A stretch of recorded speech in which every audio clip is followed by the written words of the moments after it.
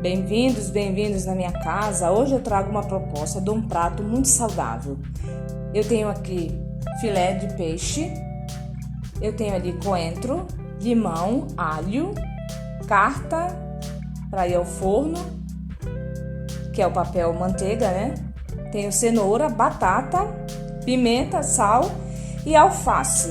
Gente, é um prato muito saudável, tá? Ainda que a batata seja carboidrato e a cenoura seja um pouco doce depois de cozida.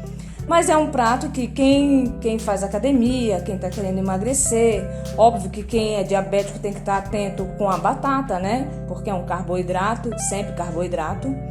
Mas enfim, é um prato saudável que todo mundo pode comer. E assim, esse peixe aqui, eu vou fazer ele de uma maneira bem particular.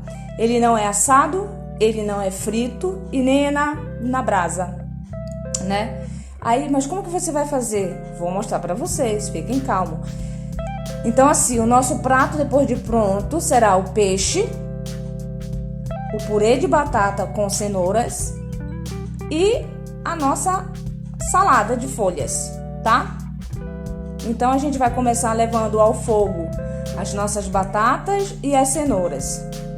Por último será o peixe, porque vocês sabem, né? O peixe ele é delicado, ele cozinha muito rápido.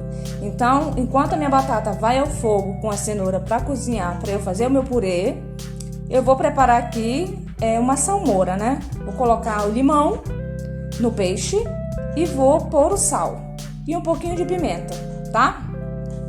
Então, vamos começar com a nossa receita super saudável hoje.